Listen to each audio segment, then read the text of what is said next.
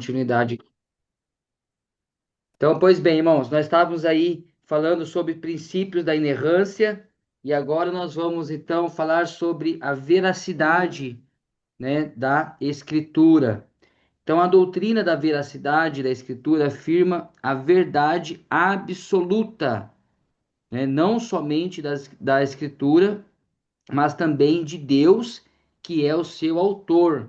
Essa doutrina contrasta com o relativismo da sociedade pluralista, para quem não há verdade absoluta.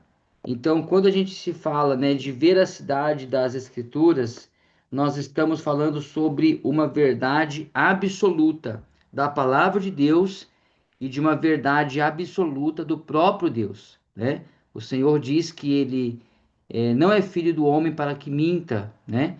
Então, a gente vê a verdade absoluta em relação ao próprio Deus e a verdade absoluta em relação à palavra de Deus. Então, por isso que se dá aí a veracidade da Escritura. E nós vamos ver aqui agora uns pontos que é algumas implicações desta veracidade. Primeiro, Deus não pode mentir, né, ou falar falsamente.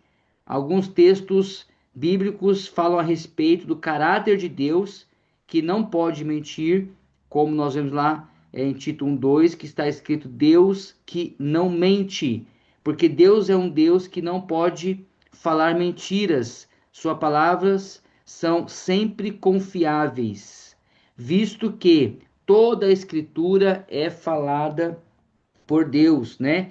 Toda a escritura deve ser verdadeira como Deus o é. Não pode haver nada que não seja verdadeiro na escritura.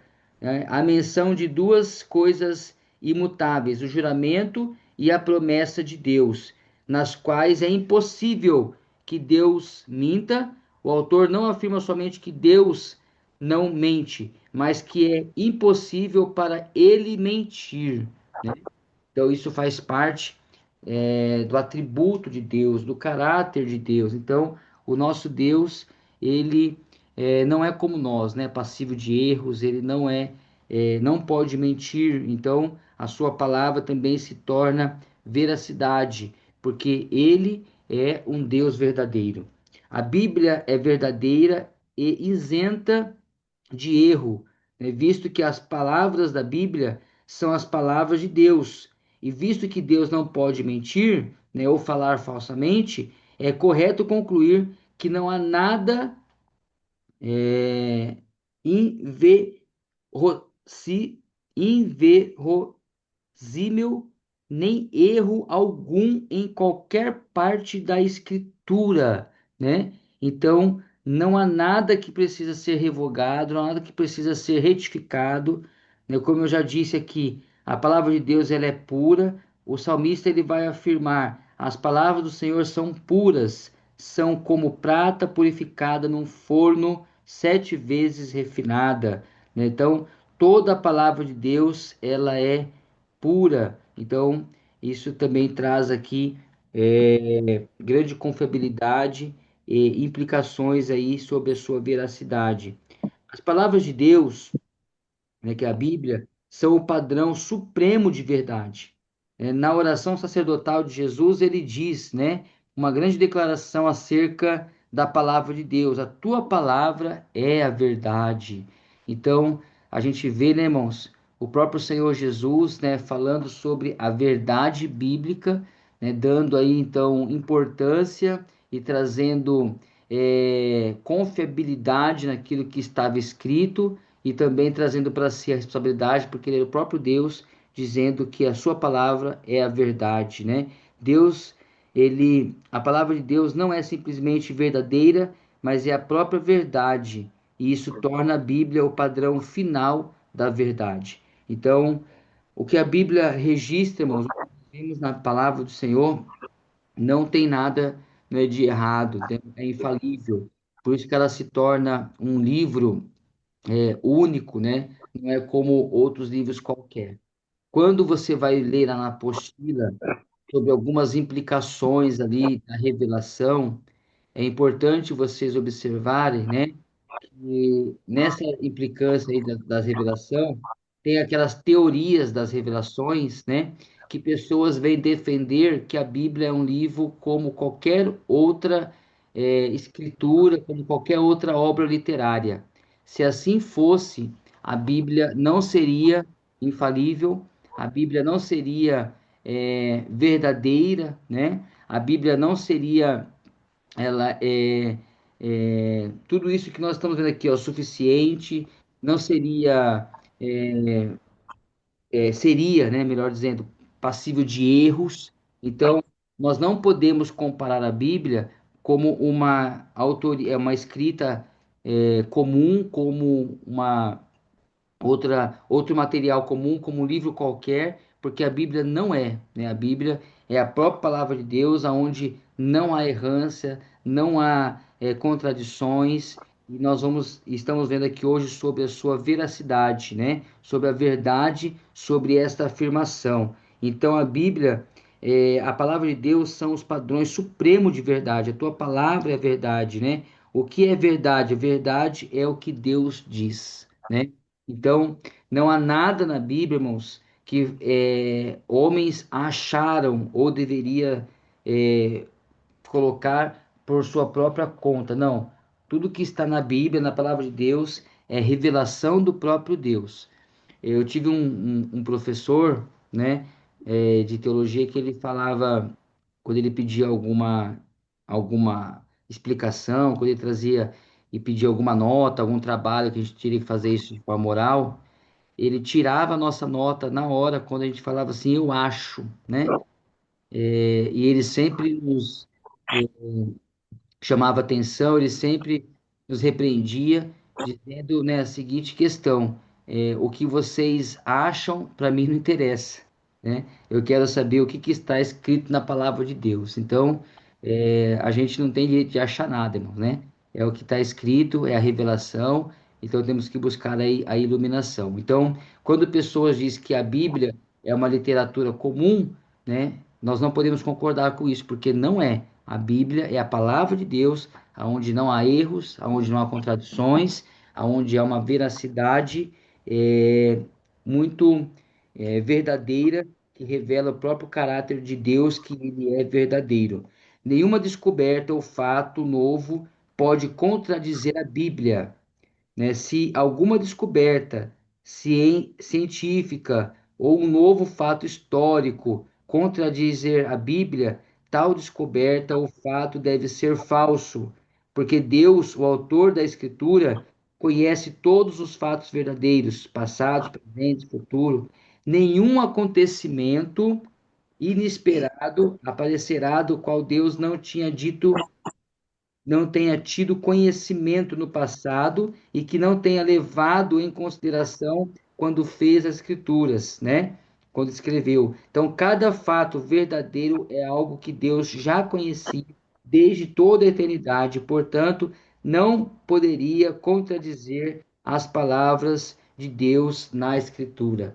Então, não há nada, irmãos, nenhuma descoberta ou nenhum fato que pode ser acrescentado. Não pode, né?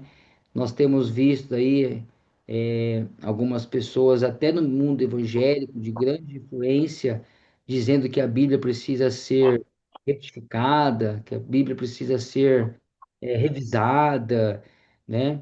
E nós não podemos cair nessa, viu, irmãos? Não podemos, né, dar ouvido a isso, porque certamente são falsos profetas, né?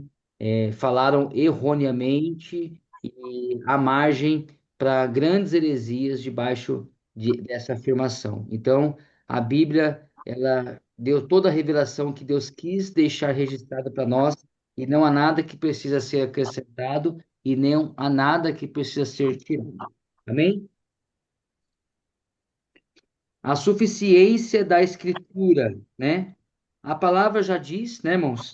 A suficiência da Escritura significa que ela continha todas as palavras de Deus, que ele pretende que o seu povo tivesse em cada estágio da história redentora, e que agora ela contém tudo o que precisamos que Deus nos diga para nossa salvação, para confiarmos nele e perfeitamente lhe obedecer. Então, a suficiência da palavra de Deus, né? A palavra de Deus, ela é suficiente para nós, né? É, a expressão sagrada letras indica que a palavra de Deus que temos nas Escrituras são suficientemente capazes de nos tornarmos sábios para a salvação, né? O texto lá de Timóteo, desde a infância, sábios das sagradas letras, né? Que é a palavra de Deus, que podem tornar-se sábio para a salvação pela fé em Cristo Jesus.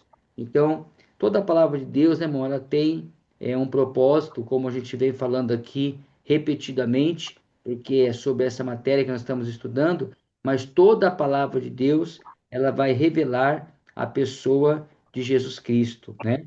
Então, aqui nós temos aqui também, mais uma vez, algumas implicações dessa suficiência. A suficiência da Escritura nos capacita a encontrar resposta às questões doutrinárias. Essas doutrinas significa, além disso, que é possível obter informações e conhecimento, além das questões doutrinárias, também de questões morais, né?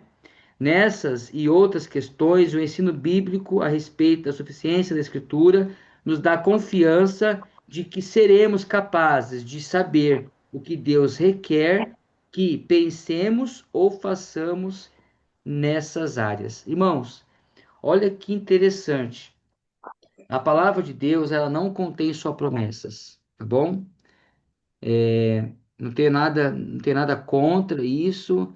Eu acho que é maravilhoso, inclusive.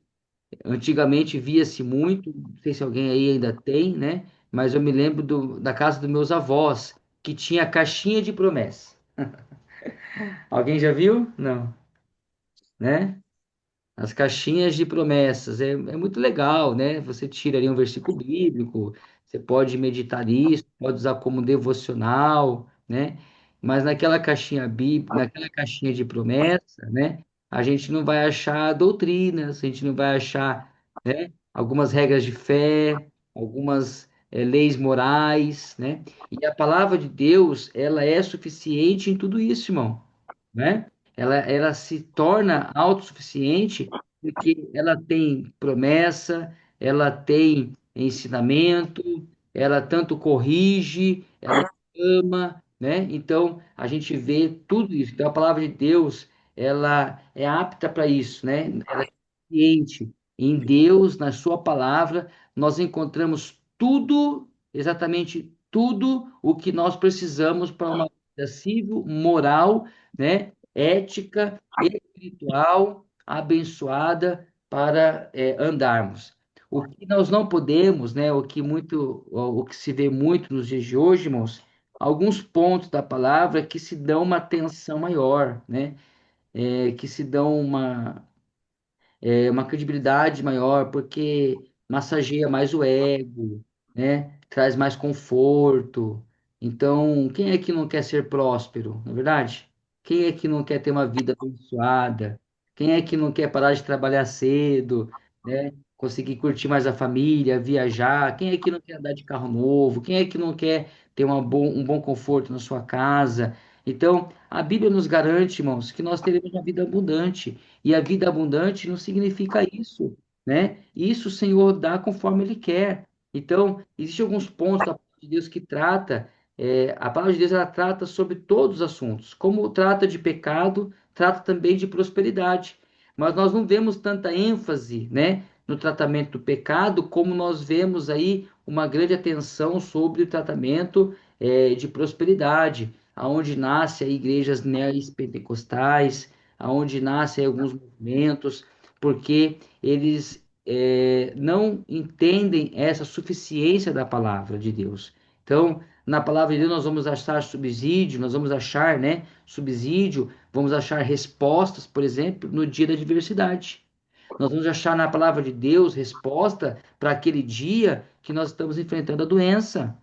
Nós vamos achar resposta na palavra de Deus naquele dia em que as coisas não vão bem, né? No dia mal. A própria Bíblia diz isso, né? Que no dia mal a gente precisa estar fortalecido para vencer os dias maus, não é verdade? Então, é muito interessante alguns livros de autoajuda que nos leva a níveis aí espirituais maravilhosos, que nos ajuda a caminhar com Deus, mas a palavra de Deus é suficiente, né? Tem um livro muito citado aí, muito gostoso de ler, maravilhoso, indico, né? Já li, é bacana. Eu li parte dele, não terminei, mas eu tenho conhecimento do livro, que é aquele Em Seus Passos que Faria Jesus. Irmão, aquele livro, ele muda a vida de muita gente, né? Porque ele traz ali um relato de a pessoa, né? Aquele pastor, é um pastor que escreve aquele livro, depois de uma perspectiva que ele vai ter ali de uma realidade que ele vive. Então ele passa a perguntar isso e ele traz essa realidade para toda a sua igreja, né? Vamos então perguntar o que Jesus faria em nosso lugar. Isso nós não encontramos na Bíblia? Encontramos, né? Então, tem alguma dúvida do que fazer, né? A palavra de Deus é a resposta para nós. Então, é, quero ser bem claro aqui que eu não estou, né, condenando o livro, pelo contrário, eu tenho aqui na minha casa, é um livro muito bacana, tem um filme, né? Mas eu estou usando aí um paralelo para explicar que, ainda que o livro não existisse, nós temos na Bíblia, né, na palavra de Deus, nós temos o que Jesus faria em nosso lugar. Amém? Então, são aí implicações sobre a suficiência da palavra de Deus, né? Mesmo nas igrejas cristãs, erros semelhantes são cometidos quando as pessoas vão além do que a Escritura ensina, né? E asseveram que, com grande confiança, novas ideias, né? Ensinos bíblicos, especulações, revelação, novas mensagens, autossuficiência, né? E é aquilo que eu estava falando, né, irmãos? Tem que tomar um cuidado sobre isso, porque não há nada que nós podemos acrescentar, não há acréscimo na palavra de Deus, né? A palavra de Deus, ela não tem nenhum débito, não há nada que nós possamos acrescentar, só então nos alimentar dela. A suficiência da palavra nos lembra que o nosso ensino ético e doutrinário devemos enfatizar o que a Escritura enfatiza. Então, nós precisamos, né, irmão, considerar que a palavra ela é suficiente e enfatizar aquilo o que a Escritura enfatiza. Então, toda a Bíblia, irmão, percorre na pessoa de Cristo, aponta para Jesus. E quem é Jesus, irmão? Não é o nosso Salvador? Não é o autor e consumador da nossa fé? Então, nós precisamos voltar sempre os olhos, né, para a palavra de Deus, buscando, então, um caráter parecido com Cristo. É onde nós vamos ser salvos. Através da pessoa de Cristo somos salvos, pela graça somos salvos, e a partir de então, nós andamos num processo de santificação olhando para Cristo, né? O crente, quando ele tem contato com Jesus, né, quando o ímpio, né, chega então ao Evangelho, chega a Cristo, ele é justificado por Deus, justificado uma vez, justificado para sempre. Então, o ato de justificação ele é único e suficiente. A partir de então, nós entramos em um processo. Aí sim é processo de santificação, que ele termina na glorificação quando vamos ter com Cristo. Então, nós precisamos olhar sempre a Bíblia nessa perspectiva, que somos pecadores, né, caminhando em uma santificação a um Deus que já é santo e exige de nós que sejamos santos como ele é. Amém? Então, caminhando aqui, 5.8, autenticidade da Bíblia. Dizemos que é um livro genuíno ou autêntico quando ele é escrito pela pessoa ou pessoas cujo nome ele leva, ou, se anônimo, pela pessoa ou as pessoas a quem a tradição antiga atribui, ou se não for atribuído a algum autor ou autores específicos à época que a tradição lhe atribui.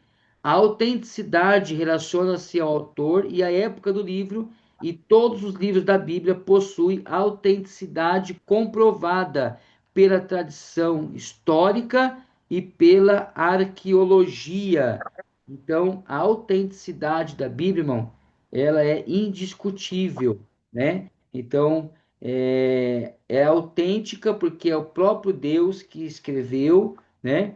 Nós temos aí a garantia da autenticidade da palavra de Deus, de todos os livros, possui autenticidade comprovada, né? Tanto pela tradição histórica, e até mesmo pela arqueologia. Então, os estudos cada vez mais apontam, né, sobre esta autenticidade da Bíblia. Então, é bem interessante nós olharmos para isso, que em vários momentos da história, a gente vê grandes estudiosos aí acrescentando, né, trazendo acréscimos a essa autenticidade da Bíblia, quando descoberto algum relato, né? A ciência, por muitas das vezes, tem contribuído para a autenticidade da Bíblia, os estudiosos, os arqueológicos, né, têm contribuído aí para esta afirmação, para a autenticidade da Bíblia. A credibilidade da Bíblia, 5.9. Um livro tem credibilidade se relatou veridicamente os assuntos como aconteceu ou como eles são, e quando o seu texto atual concorda com o escrito original. Outra coisa que é muito fácil nós entendermos é a credibilidade bíblica, né? Eu já disse aqui nessa aula sobre um Deus, né, que não ocultou o registro daquilo que estava sendo escrito no momento da história. Então, quando foi falar de Moisés, não falou só das coisas boas de Moisés, mas também não teve nenhuma dificuldade de apontar o erro, né? Ou é, as suas falhas, né? E assim, ao decorrer de toda a Bíblia, nós vemos o Senhor aí revelando, né? Aquilo que realmente estava sendo dito, visto, e não teve nenhum problema em deixar isso registrado. Isso traz mais ainda credibilidade à palavra de Deus. A credibilidade do Antigo Testamento é estabelecida por três fatos. Primeiro, autêntico por autenticado por Jesus. Cristo recebeu o Antigo Testamento como um relato verídico. Ele endossou grande número de ensinamentos do Antigo Testamento, a criação do universo por Deus, a criação do homem, lá em Mateus, a existência de Satanás, o dilúvio, a destruição de Sodoma e Gomorra, a revelação de Deus a Moisés na sarça, a dádiva do maná, né? Jonas, seu testemunho deve ser aceito como verdadeiro. Então, a credibilidade do Antigo Testamento, primeiro, é estabelecido por Jesus, né? O próprio Senhor Jesus autenticou isso. Ele assinou embaixo, trazendo aí provas, fazendo citações do Antigo Testamento como credibilidade, dando, né, credibilidade à palavra de Deus. Segundo ponto, prova arqueológica e histórica.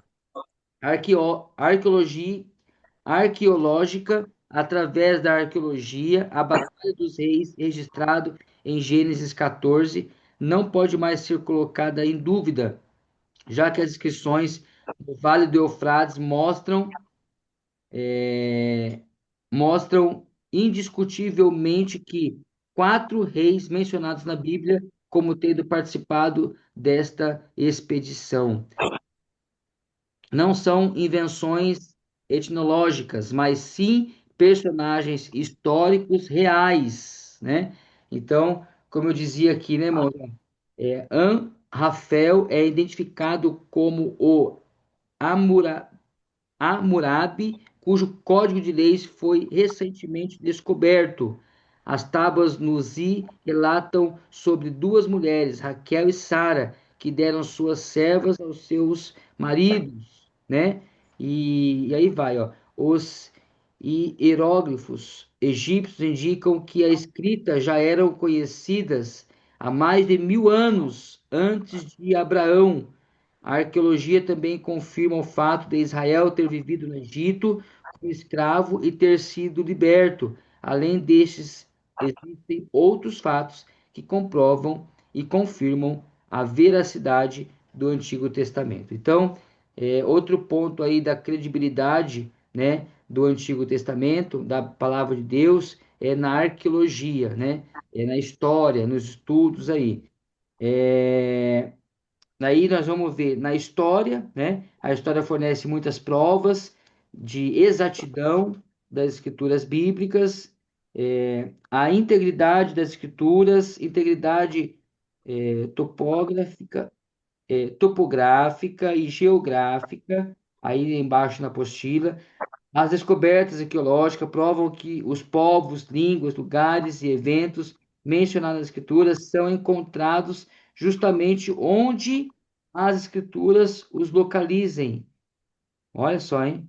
No local exato e sob as circunstâncias geográficas exatas, né, descritas na Bíblia.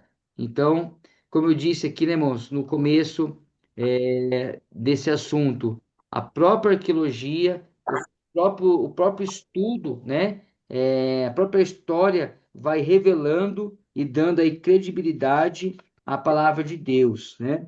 Outro ponto para nós vermos aqui integridade histórica. O registro dos nomes e título dos reis está em harmonia perfeita com os registros seculares, conforme demonstrado por descobertos arqueológicos, né? Integridade canônica, aceitação pela Igreja em toda a era cristã dos livros incluídos nas Escrituras que hoje possuímos, representa o endosso da sua integridade. Então, são fatos aí, ó, que traz, né, sobre a credibilidade da palavra de Deus, que é algo aqui que nos impressiona cada dia mais. E o interessante, irmãos, que a gente sempre vê, né, a ciência,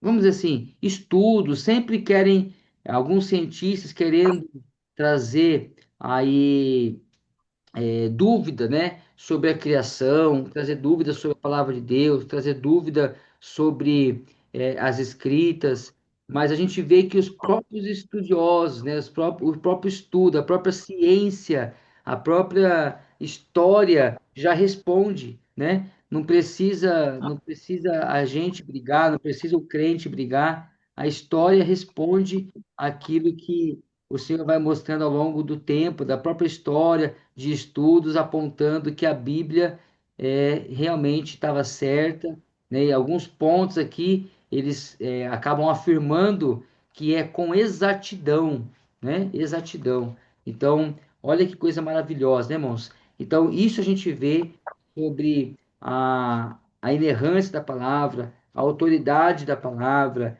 a gente vê sobre a verdade sobre a palavra, né? A veracidade da palavra, então a suficiência da palavra, tudo isso, irmão, vai respondendo ao longo dos anos, né?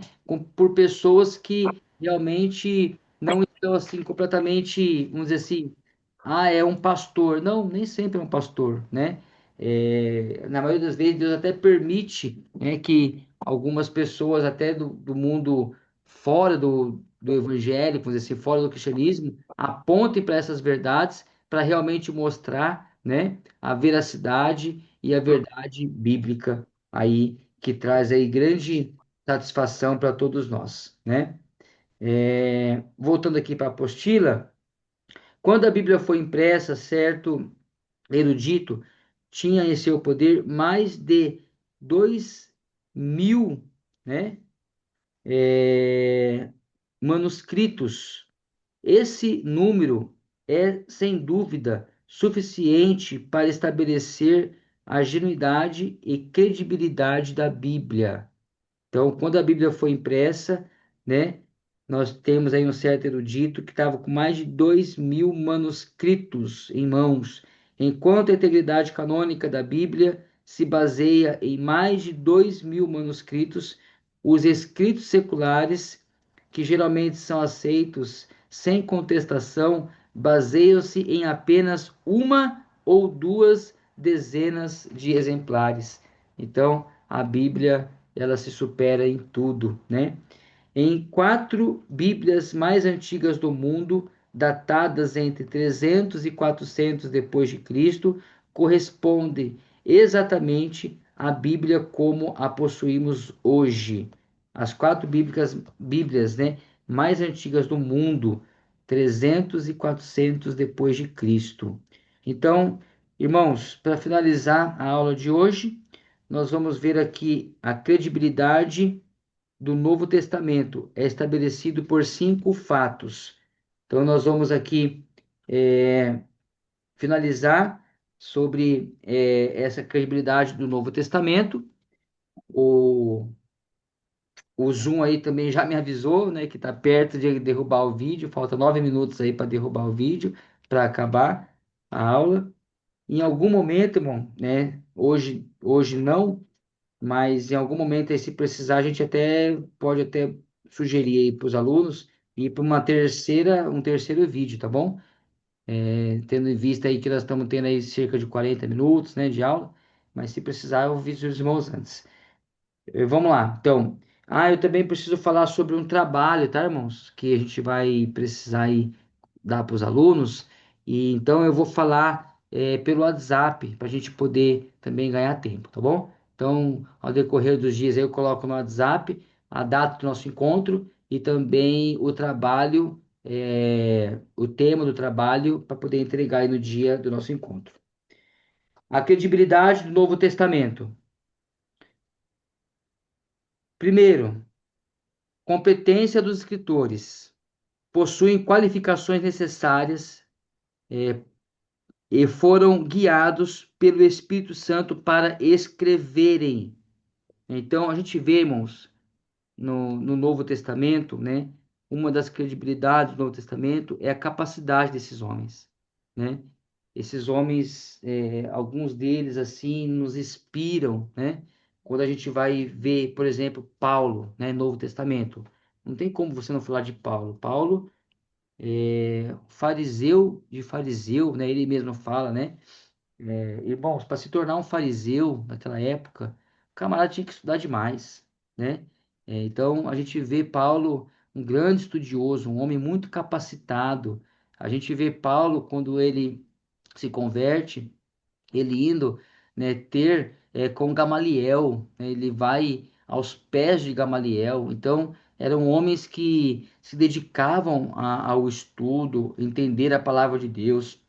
Irmãos, o escritor de Hebreus, né? Aquele camarada lá, aquele pastor de Hebreus lá, ele sabia tudo de Velho Testamento, irmão, né? Conhecia muito a Bíblia, era um homem muito conhecedor da palavra de Deus. Então a gente vê essa credibilidade da palavra de Deus aqui no Novo Testamento, ela é estabelecida por um desses fatos, é esse, né? A competência desses escritores.